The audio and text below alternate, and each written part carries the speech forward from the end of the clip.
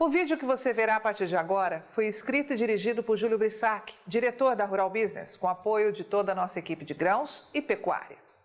Como o assinante já deve saber, o governo quer acelerar a privatização da Eletrobras. E muitos falam por aí que o recente apagão que deixou o Amapá às escuras por uma semana foi um meio para gerar dúvidas sobre esse processo. Mas atenção! O problema não é um obstáculo, disse o secretário de Desestatização do Ministério da Economia, Diogo McCord, na imprensa brasileira. Já que após vários dias de caos nos hospitais, desabastecimento e escassez de água, foi a Eletronorte, subsidiária da Eletrobras, que resolveu o problema causado por um incêndio que destruiu transformadores na subestação da capital Macapá. E que pouca gente no Brasil sabe, pertence a uma concessionária privada.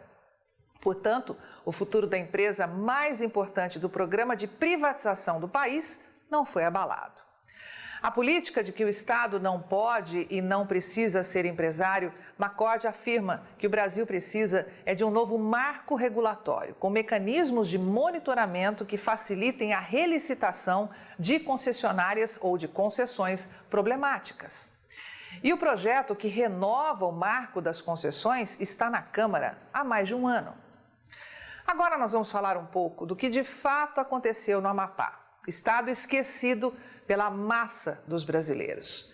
Você viu ou ouviu por aí que a empresa privada Gemini Energy é a concessionária responsável pela subestação de Macapá e que originalmente a concessão pertencia à espanhola Isolux, que pediu aí recuperação judicial em 2017? No Amapá, houve um problema técnico em consequência de um problema financeiro, que, segundo o secretário de Desestatização do Ministério da Economia, não teria acontecido se o processo de monitoramento das concessões fosse melhorado. Em nota pouco divulgada pela imprensa, a Gemini Energy informou que vultosos investimentos têm sido feitos na concessão e que tem trabalhado ininterruptamente para que prontamente seja restabelecida 100% da carga de forma plena o quanto antes. O secretário sugere como alternativa a contratação de um seguro para problemas como o ocorrido no Amapá.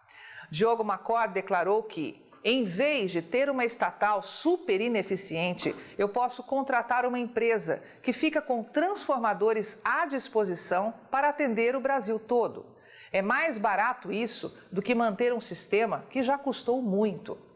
Aviões caem, mas a solução é nacionalizar a indústria aérea? Questionou McCord com propriedade. Para ele, o acidente prova que a Eletrobras tem que se descolar mais rapidamente para o setor privado. E para obter apoio no Congresso, especialmente entre as bancadas do Norte e do Nordeste, o governo concordou em incluir uma Golden Share no projeto de privatização da estatal. McCord esclarece que a Golden Share, no entanto, será utilizada para casos específicos que não afetariam o valor da empresa.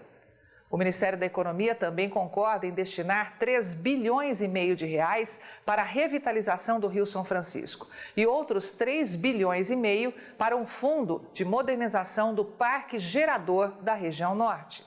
O presidente do Congresso, senador Davi Alcolumbre, do DEM, que é do Amapá e tenta eleger seu irmão prefeito da capital Macapá, defende que a Gemini Energy perca a concessão e que a Eletronorte assuma a subestação no estado. Vale destacar que Diogo McCord tornou-se o principal nome da privatização no Brasil em agosto, depois que Salim Matar pediu demissão, alegando insatisfação com o ritmo da agenda de privatizações. Bom, diante do que nós apresentamos até agora, você deve estar se perguntando por que uma agência de informações agropecuárias como a Rural Business resolveu falar da Eletrobras e do estado do Amapá, uma vez que a grande massa de produtores e de empresas ligadas ao agronegócio está longe desse estado. Em primeiro lugar, como agência de informações, precisamos estar de olho em todas as companhias que, de alguma forma, interferem na produção agropecuária do Brasil.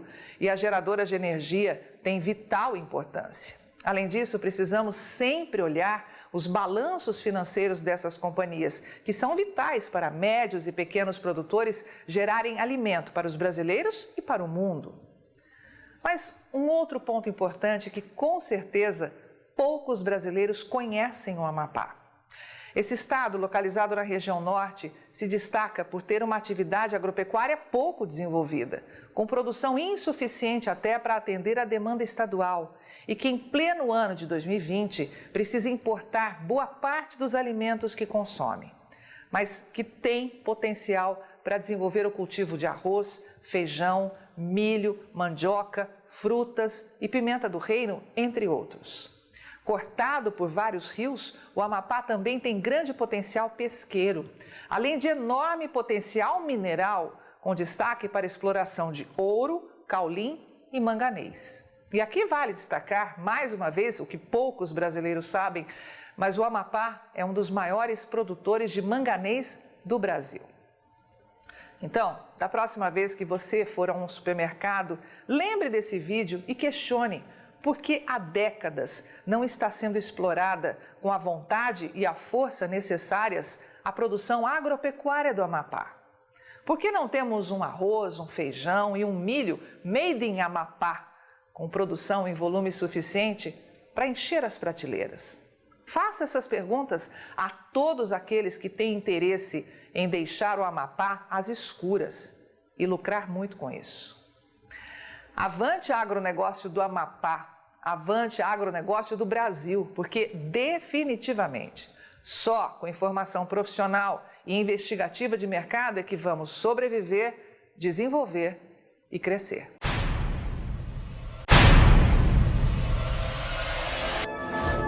E aí, vai ficar sem ter acesso às informações diárias para os mercados de grãos e proteína animal da Rural Business? Acesse agora mesmo ruralbusiness.com.br. Pacotes de informação a partir de R$ 9,90 por mês. Rural Business, o amanhã do agronegócio, hoje.